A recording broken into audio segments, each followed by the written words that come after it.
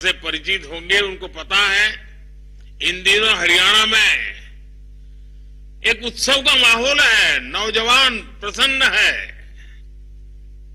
और आपको पता है हरियाणा में हमारी सरकार की पहचान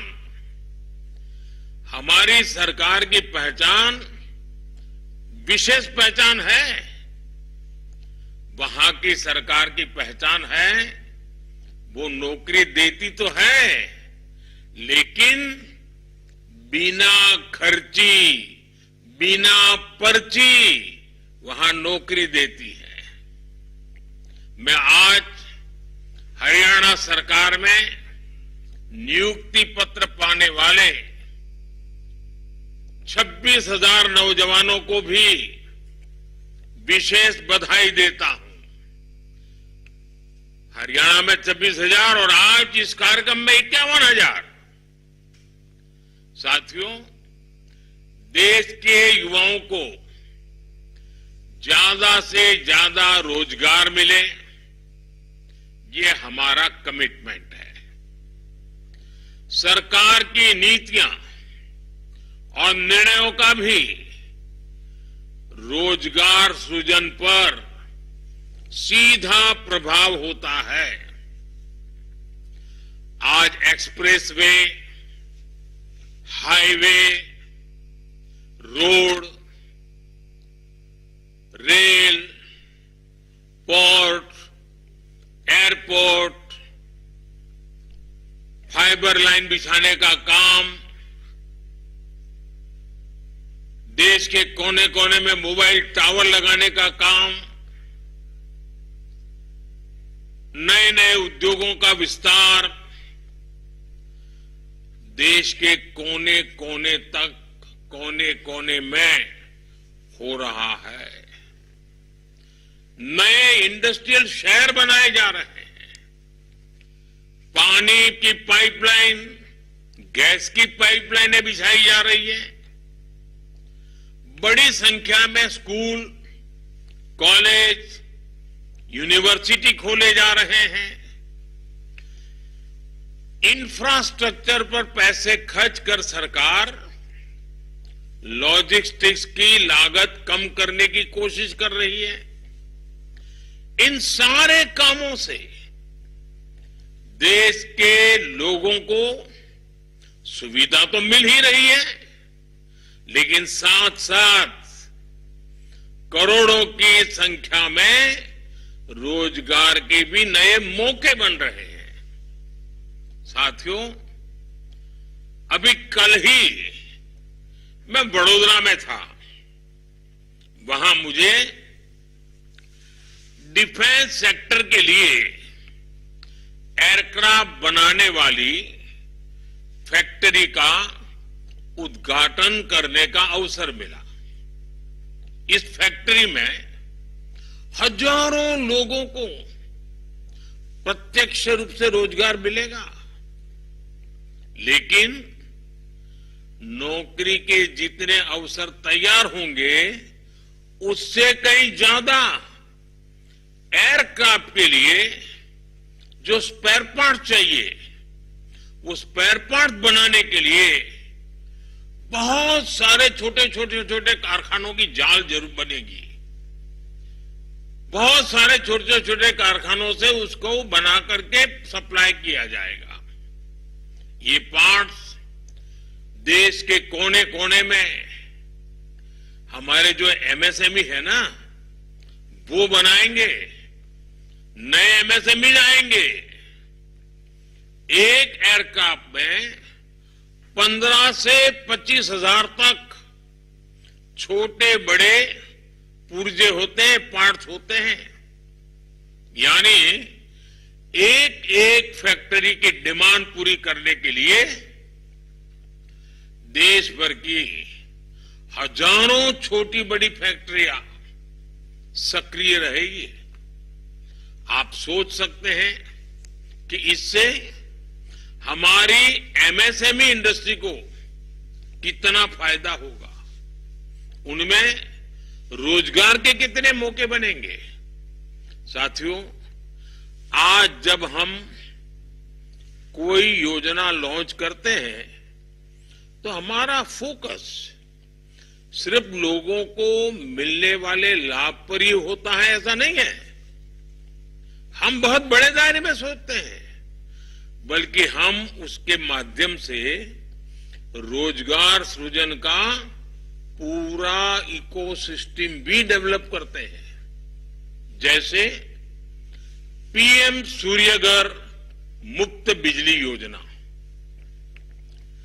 अब यूं तो लगता है कि अब लोगों को मुफ्त बिजली मिले इसके लिए योजना आई है, लेकिन उसकी बारीकी में जाएंगे तो क्या दिखेगा। अब देखिए, पिछले 6 महीने में 1.25 करोड़ 1.5 करोड़ करीब लोगों ने, ग्राहकों ने इस योजना के लिए अपना रजिस्ट्रेशन कराया है। 9,000 से ज्यादा वेंडर्स योजना के साथ जुड़ चुके हैं जो ये फिटिंग का काम करेंगे। 5 लाख से ज्यादा घरों में सोलर पैनल लगाए जा चुके हैं। आने वाले दिनों में इस योजना के तहत एक मॉडल के रूप में देश के अलग अलग कोने में 800 सोलर विलेज बनाने की तैयारी है। अब तक 30,000 लोगों ने रूफटॉप पर सोलर इंस्टॉलेशन की ट्रेनिंग ली है। यानी इस एक योजना ने मैन्युफैक्चरर्स, वेंडर्स, असेंबलर्स और रिपेयरर्स के लिए रोजगार के लाखों नए अवसर तैयार कर दिए हैं। पीएम सूर्यघर मुफ्त बिजली योजना से देश में रोजगार के लाखों नए अवसर बनने जा रहे हैं। साथियों, मैं एक और उदाहरण देता हूं आपको, और मैं आज छोटे छोटे गांव से जुड़े उदाहरण दे रहा हूं आपको। अब खादी की चर्चा तो हमारे देश में आजादी के समय से हो रही है, लेकिन आज खादी ग्रामोद्योग क्या कमाल कर रहा है। पिछले 10 वर्षों में हमारी सरकार की नीतियों ने खादी ग्रामोद्योग इसकी पूरी तस्वीर ही बदल दी है। और तस्वीर ही बदली ऐसा नहीं है, गांव के इस काम से जुड़े लोगों की तकदीर भी बदल दी है। आज 1 साल में खादी ग्रामोद्योग 1.5 लाख करोड़ रुपए से ज्यादा का कारोबार कर रहा है। अगर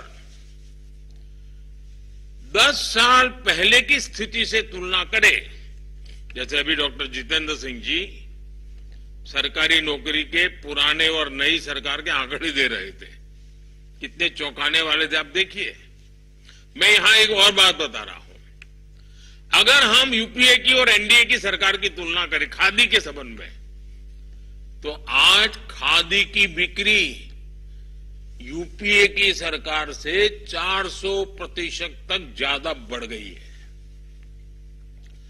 जब कारोबार बढ़ रहा है तो इसका मतलब है कि इससे जुड़े कारीगरों, बुनकरों, व्यापारियों को भी बहुत बड़ा फायदा हो रहा है।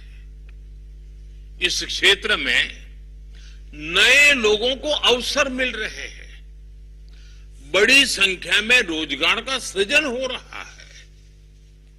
इसी तरह हमारी लखपति दीदी योजना ने ग्रामीण महिलाओं को रोजगार और स्वरोजगार के नए साधन दिए हैं। पिछले 1 दशक में 10 करोड़ महिलाएं सेल्फ हेल्प ग्रुप से जुड़ी हैं। और आपको मालूम है, self help group economic activity करता है, कुछ न कुछ करके कमाई करता है। मतलब 10 करोड़ महिलाएं जो कमाने लगी है, रोजगार, स्वरोजगार के कारण उनके घर में पैसे आ रहे हैं, अपनी मेहनत से आ रहे हैं। ये 10 करोड़ का आंकड़ा हो सिर्फ महिलाओं का, ये बहुत लोग हैं उनको नजर नहीं आता है। और सरकार ने इन्हें पूरी तरह सपोर्ट किया है, संसाधन में सपोर्ट, धन देने में सपोर्ट। ये महिलाएं किसी ना किसी रोजगार से आय अर्जित कर रही है, कमाई कर रही है। हमारी सरकार ने इनमें से 3 करोड़ महिलाओं को लखपति दीदी बनाने का लक्ष्य रखा है। मामूली इनकम नहीं, हम इनकम भी बढ़ाना चाहते हैं। अब तक करीब 1.25 करोड़ महिलाएं लखपति दीदी बन चुकी हैं। मतलब उनकी 1 साल की इनकम 1 लाख रुपए से ज्यादा हो गई है और ये हर वर्ष कमाने वाले हैं। साथियों, आज भारत दुनिया की तीसरी सबसे बड़ी अर्थव्यवस्था बनने की दिशा में आगे बढ़ रहा है। देश की तरक्की देख देश का युवा ये भी पूछता है और स्वाभाविक है, उसके मन में सवाल है कि जो गति आज है, जो विस्तार आज है, वो गति पहले क्यों नहीं पकड़ी? इसका जवाब है, पहले की सरकारों में नीति और नियत दोनों का अभाव था। साथियों, आप याद करिए, पहले ऐसे कितने ही सेक्टर थे जिनमें भारत लगातार पिछड़ता जा रहा था। खासकर टेक्नोलॉजी के क्षेत्र में दुनिया में नई नई टेक्नोलॉजीज आती थी, लेकिन भारत में हम उनका इंतजार करते रहते थे, सोचते थे भैया दुनिया में तो आया, हमारे यहां कब आएगा। जो टेक्नोलॉजी पश्चिमी देशों में आउटडेटेड हो जाती थी, निकम्मी हो जाती थी, तब जाकर के वो हमारे यहां पहुंचती थी।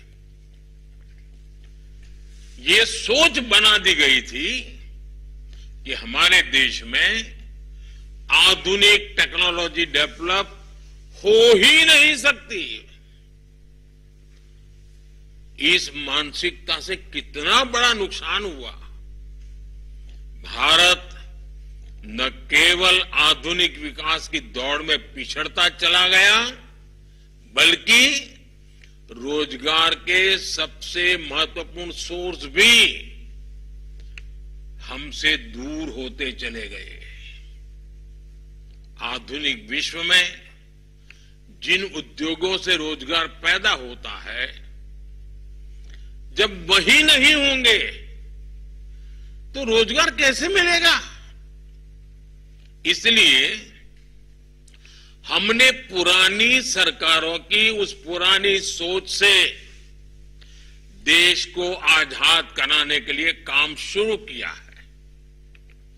स्पेस सेक्टर से लेकर सेमीकंडक्टर तक, इलेक्ट्रॉनिक्स से लेकर इलेक्ट्रिक व्हीकल तक, हमने हर नई तकनीक में मेक इन इंडिया को आगे बढ़ाया। हमने आत्मनिर्भर भारत पर काम किया। देश में नई टेक्नोलॉजी आए, नए फॉरेन डायरेक्ट इन्वेस्टमेंट आए। इसके लिए हमने पीएलआई स्कीम लॉन्च की। मेक इन इंडिया अभियान और पीएलआई स्कीम ने मिलकर रोजगार सृजन की गति कई गुना तेज कर दी है। आज हर सेक्टर के उद्योगों को बढ़ावा मिल रहा है। इससे अलग अलग फील्ड के युवाओं के लिए नए मौके बन रहे हैं। आज देश में भारी निवेश हो रहा है और रिकॉर्ड अवसर बन रहे हैं। पिछले 8 वर्षों में 1.5 लाख से ज्यादा स्टार्टअप लॉन्च हुए हैं। आज भारत में दुनिया का तीसरा सबसे बड़ा स्टार्टअप इकोसिस्टम है। इन सारे सेक्टर्स में हमारे युवाओं को आगे बढ़ने का मौका मिल रहा है, उन्हें रोजगार मिल रहा है। साथियों, भारत के युवाओं की क्षमता बढ़ाने के लिए आज उनके स्किल डेवलपमेंट पर सरकार का बहुत फोकस है। इसलिए हमने स्किल इंडिया जैसे मिशन शुरू किए। आज सैकड़ों कौशल विकास केंद्रों में युवाओं को ट्रेनिंग दी जा रही है। हमारे युवाओं को एक्सपीरियंस और अपॉर्चुनिटी के लिए भटकना न पड़े, हमने इसकी भी व्यवस्था की है। प्रधानमंत्री इंटर्नशिप योजना के तहत भारत की टॉप 500 कंपनीज में पेड इंटर्नशिप का प्रावधान किया गया है। हर इंटर्न को 1 साल तक 5,000 रुपया प्रति माह दिया जाएगा। हमारा लक्ष्य है कि अगले 5 वर्षों में 1 करोड़ युवाओं को इंटर्नशिप का अवसर मिले। इससे युवाओं को अलग अलग सेक्टर्स में रियल लाइफ बिजनेस एनवायरनमेंट से जुड़ने का मौका मिलेगा। उनका ये अनुभव उनके कैरियर के लिए बहुत लाभकारी होगा। साथियों, विदेशों में भी भारतीय युवाओं को आसानी से नौकरी मिले, इसके लिए भी भारत सरकार नए मौके बना रही है। हाल में ही जर्मनी ने, आपने अखबार में पढ़ा होगा, जर्मनी ने भारत के लिए स्किल वर्कफोर्स स्ट्रेटेजी जारी की है। जर्मनी ने स्किल्ड भारतीय युवाओं को, जिनके पास हुनर है, ऐसे भारतीय युवाओं को हर वर्ष, पहले कभी 20,000 लोगों को वीजा मिलता था, इन्होंने ऐसे नौजवानों के लिए हर वर्ष 90,000 वीजा देने का तय किया है। मतलब 90,000 लोगों को वहां रोजगार के लिए जाने का अवसर मिलेगा। और इसका बहुत बड़ा फायदा हमारे युवाओं को होगा। भारत ने हाल के वर्षों में 21 देशों के साथ माइग्रेशन और रोजगार से जुड़े समझौते किए हैं। इनमें गल्फ कंट्रीज के अलावा Japan, Australia, France, Germany, Mauritius, Israel, UK और इटली जैसे बहुत आर्थिक रूप से संपन्न देश शामिल हैं। यूके में काम करने, पढ़ाई करने हर साल 3,000 भारतीय 2 साल का वीजा हासिल कर सकते हैं। ऑस्ट्रेलिया में हर साल हमारे 3,000 छात्रों को पढ़ाई करने का अवसर मिलेगा। भारत का टैलेंट भारत की प्रगति ही नहीं, बल्कि विश्व की प्रगति में भी बढ़ चढ़ करके उसका हिस्सा बढ़ता जा रहा है और हम इस दिशा में आगे बढ़ रहे हैं। साथियों, आज सरकार की भूमिका एक ऐसा आधुनिक सिस्टम तैयार करने की है जहां हर युवा को अवसर मिले और वो अपने एस्पिरेशंस को पूरा कर सके। इसलिए अब चाहे जिस पद पर हो, आपका लक्ष्य यही होना चाहिए कि युवाओं को, नागरिकों को ज्यादा से ज्यादा सहूलियत मिले। साथियों, आपको सरकारी नौकरी मिलने में देश के टैक्स पेयर और नागरिकों का अहम योगदान है। हम अपने नागरिकों की वजह से हैं, हम जो कुछ भी हैं देश के नागरिकों के कारण है। हमें जो अवसर मिल रहे हैं उनके कारण मिल रहे हैं, और नागरिकों की सेवा के लिए ही हमें ये नियुक्ति मिली है। बिना खर्ची, बिना पर्ची, ये नौकरी का जो नया कल्चर है ना, हमें भी ये कर्ज चुकाना है नागरिकों की सेवा करके, उनके जीवन की मुसीबतें कम करके। और हम किसी भी पोस्ट पर क्यों ना हो, हमारा दायित्व तो कोई भी क्यों ना हो, चाहे पोस्टमैन पद का पद हो या प्रोफेसर का, हमारा काम देशवासियों की सेवा करना है, गरीब से गरीब की सेवा करना है, दलित